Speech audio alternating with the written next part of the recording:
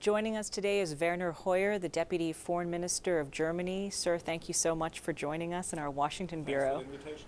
I want to start out by asking you about the future of the euro. Will it continue to exist, or are we ultimately going to end up with a multi-tiered euro? I don't believe in that latter option.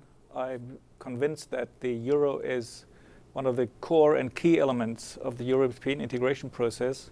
It has been very successful so far. It has served us very, very well. We probably would not have come over the economic crisis of the last decade without the euro so well.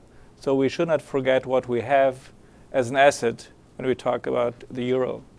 The euro is in difficult situations because some of the countries of the eurozone are in difficult situations, and we must address the structural causes of their problems and then do everything we can in order to defend the euro and make this currency storm-proof for the next decades. And we are resolved to do that.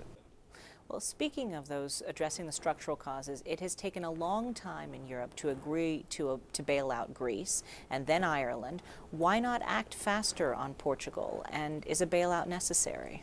Well, the Portuguese do not believe that a bailout is necessary, or an action like the Irish did, that is fleeing under the umbrella.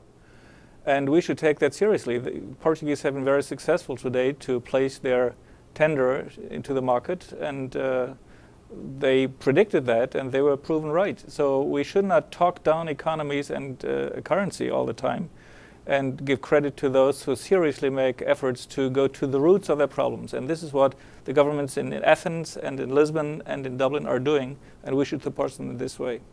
I think there's concern that if the tender turns out not to be effective enough, then Portugal gets aid, then who's next? How far does this go?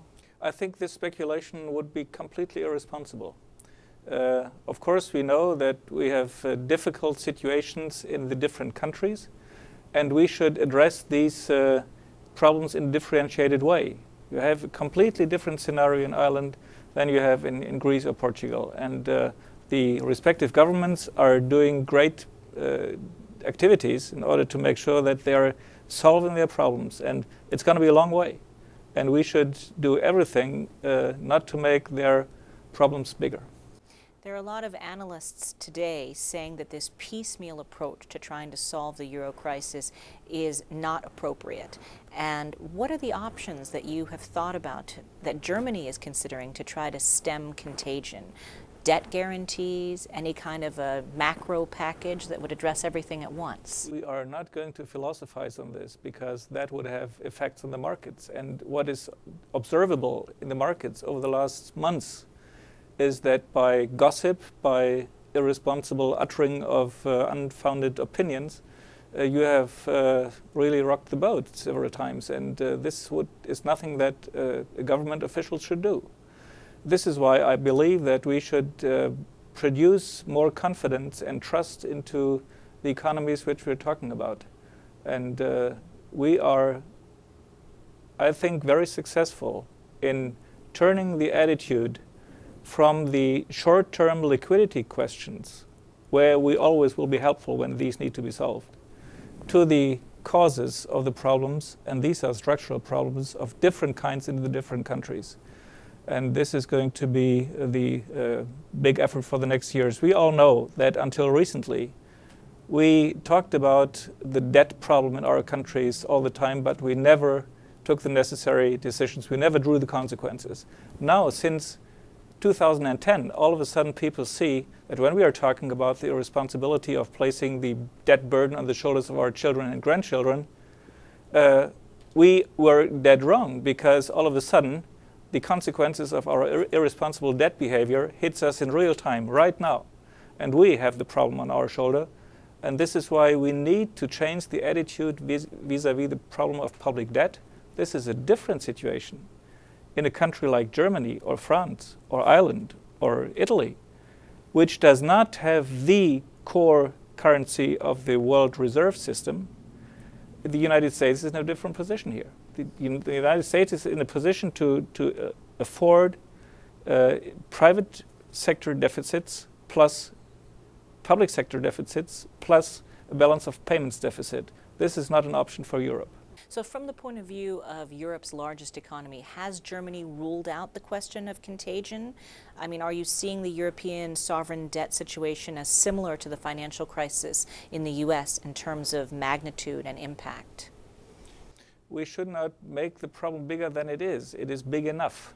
And we are observing the markets very carefully. We are seeing the development of the structural causes in the different countries very carefully. But we should not overlook the fact that we must be a competitive partner to our world partners in the next years and decades to come. And this is why boosting productivity, boosting the quality of human capital by science, technology, education, that's at the core of our problem solution. And we should not forget that when we talk about monetary policy exclusively. Germany's finances are obviously much stronger than those of most of its European neighbors.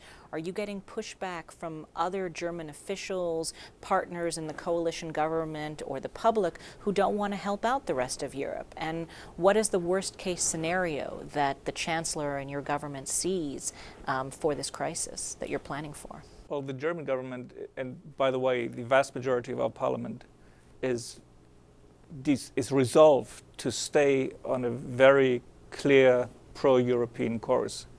And we are going to pursue this course because we believe that it is not only our conviction, it is also our responsibility and our well understood interest to keep this currency, to make it storm-proof for the next decades, and to continue the integration process of Europe, because what is at stake is the role of Europe in world politics and the world economy in the next decades, when the emerging markets are going to take over more and more.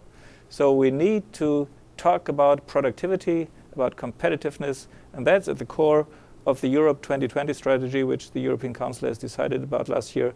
And I think there we are on the perfect track. Speaking of diplomacy and Germany's role in the world, I want to ask about Germany's seat in the UN Security Council and how that's going to affect your dealings with Iran.